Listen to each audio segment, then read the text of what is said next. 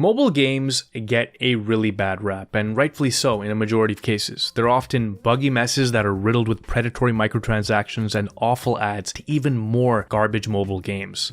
And hey, how many times have you come across an ad for a mobile game on social media showcasing quote-unquote gameplay that couldn't be further from the end product? Too many to count, I bet. In that regard, it's totally understandable if the very thought of mobile games makes you nauseous. After all, you're an OG gamer that's invested hundreds, if not thousands of hours into the medium, well before the advent of smartphones. Besides, what do mobile games offer you that PC or console games can't? Well, regardless of how you answer that question, mobile gaming is an inevitability in an increasingly mobile world. As it stands, there are 2.2 billion mobile gamers globally today. Looking forward, you can expect 72% of people to access the internet exclusively from their phones by 2025. So however you look at it, mobile games are here to stay and have formed an ever-increasing market that's absolutely loaded with potential. So much so that I believe that writing them off is a major misstep. Sure, you've got your soulless cash cows like Candy Crush and dead memes the likes of Angry Birds, but at the end of the day, mobile gaming is just another, more casual way to game,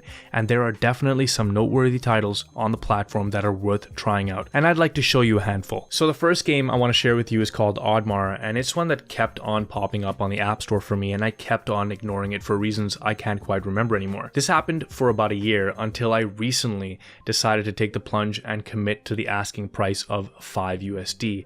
And it's really interesting because mobile apps are interesting in the sense that we don't attribute much value to them, making the more expensive ones seem like they're a little too pricey. But there's nothing too pricey about Oddmar. Nothing whatsoever. In fact, I would say that it's severely undervalued. This is a AAA platformer on your phone that's beautifully animated and voiced. Everything from the high energy Nordic score to the detailed environments is a clear indication of the love that was poured into this game, which was specifically designed for mobile devices. The game features zero in-app purchases and is quite possibly the closest you're going to get to a Rayman experience on your phone without it actually being Rayman. Just to give you a gist of what the game is about, you play as a fat orphan Viking named Oddmar who embarks on a quest to save his village and bring glory to his name. On his journey, you'll purchase new equipment, power through chase segments, make some nice friends, and utilize the power of shrooms. I mean, what's not to like? Just get this game. Or maybe a platformer on your phone really isn't your cup of tea, so perhaps you'd like something a little bit more zen, a little bit more thoughtful. If that's the case, then look no further than Mini Metro, an aesthetically pleasing game about building metro lines in a city of your choosing, be it Montreal, New York, or Hong Kong. And while Mini Metro is also available on PC, it truly shines on mobile devices, as that's pretty much where it was intended to be played at its core. In terms of difficulty, it can get pretty hard, especially when you gotta cart passengers from one end of the city to the other across multiple lines. As far as I know, there is no win state,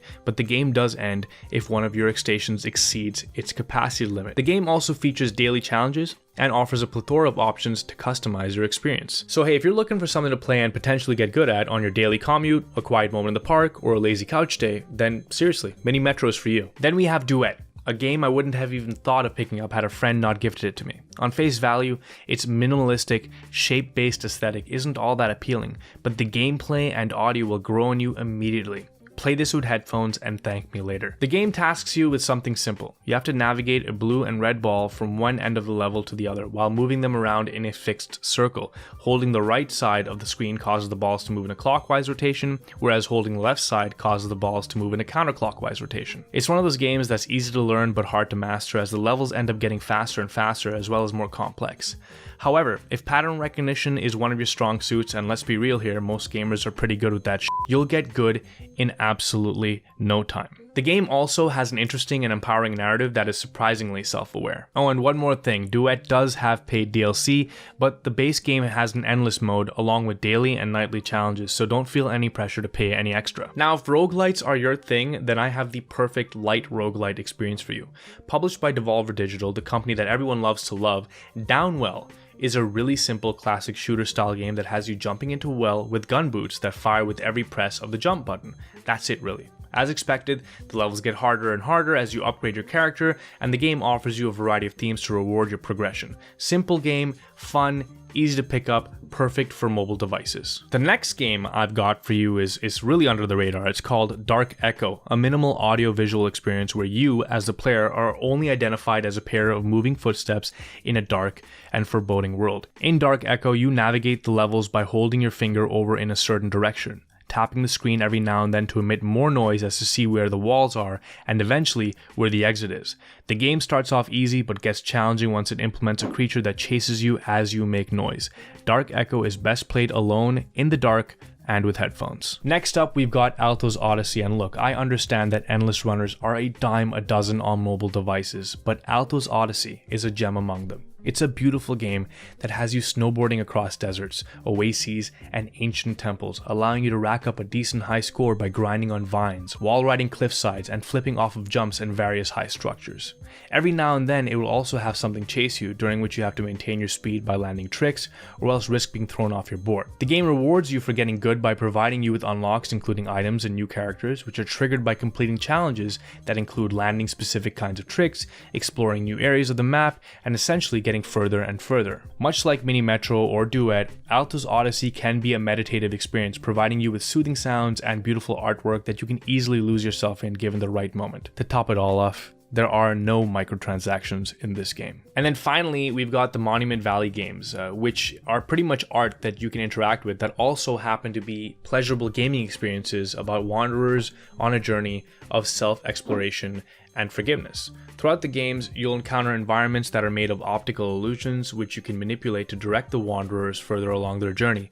It's really just as simple as that. Some of the puzzles are a little tricky, but the game is designed to be completed so you won't get totally stumped. At the end of the day, Monument Valley is a memorable, aesthetically pleasing, casual experience that anyone can play, and I highly recommend getting both games and related DLC as they all tie together in a neat little package. And that's about it, folks. Look, in making this list, I wanted to make sure that I covered a variety of games that would appeal to a wider demographic.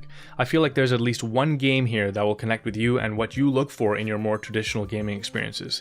The games in this list are just that, games. And although they aren't hardcore experiences, they are definitely capable of providing a significant amount of enjoyment while you're on the go, in your living room, or even on the toilet.